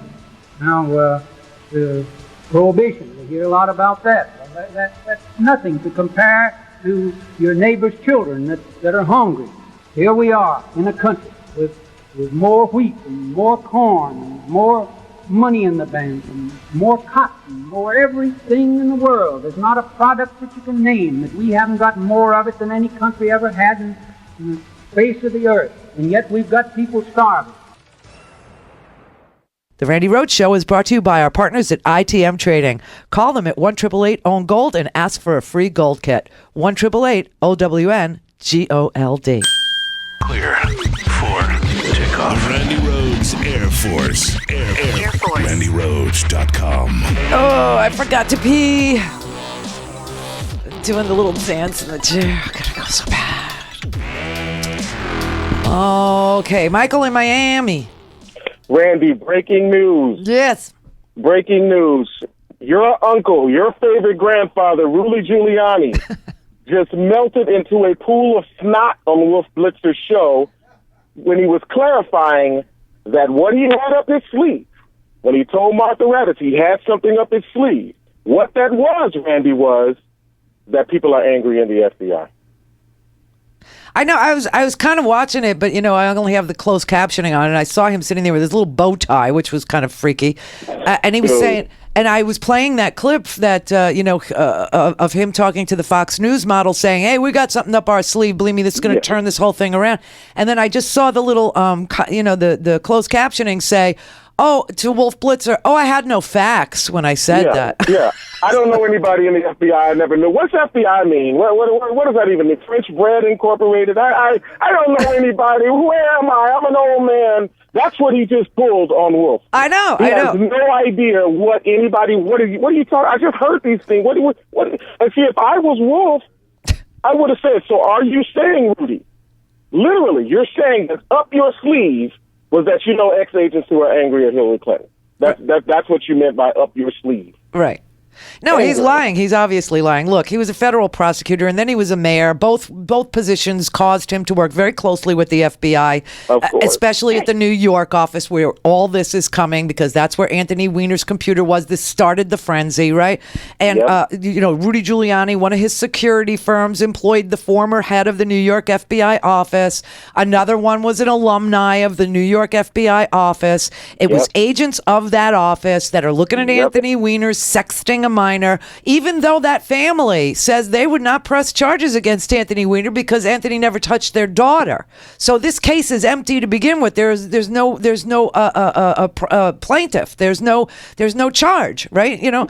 But they said Giuliani is the one who pressed Comey to authorize the review of a possible thing into the Clinton Foundation. The career guys in D.C., they said there's no there, and they said, well, New York's pissed off, and they've been pissed off ever since you threatened to prosecute the police officer who chicken choked Eric Garner to death. That's what started the hostility.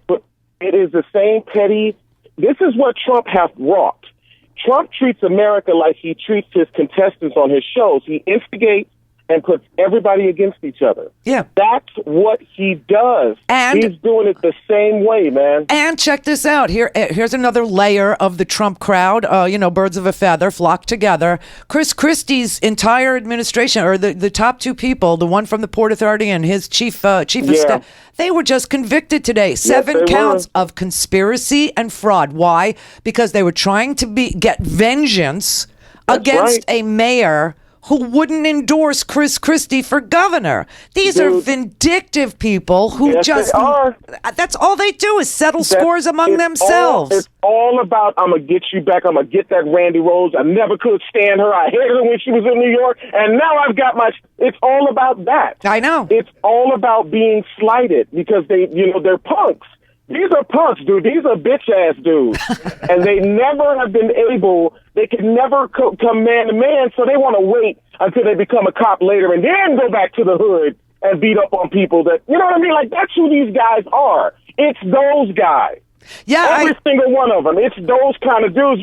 We see these kinds of, you've seen them, Randy. You've seen those cops like that. No, you can look and go, yeah, dude, you was a punk in school, weren't you?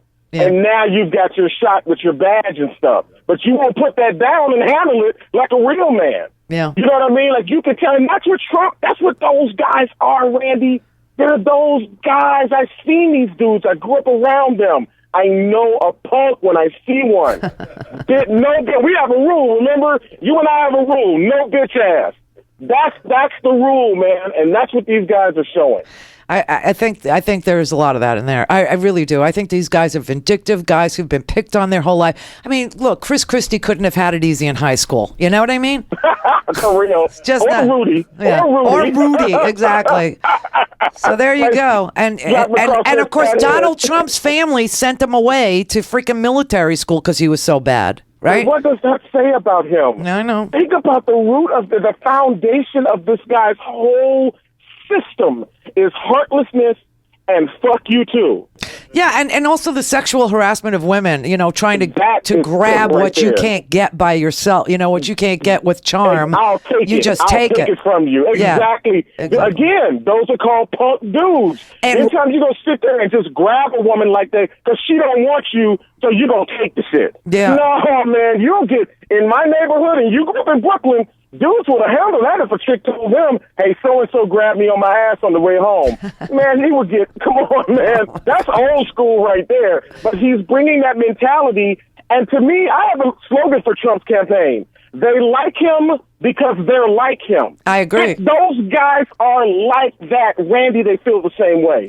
Yeah, they I think you're look at right. women that way. Yes, his whole crew is like that. Yeah. You were never going to... Hillary didn't have a chance against people like that. No, his whole crew is like that. I mean, Roger Ailes is part of that crew too. And, you know, today, Megyn Kelly was writing in. She has a new book coming out called Settle for More, if you want to read that. And she says Roger Ailes sexually harassed her too.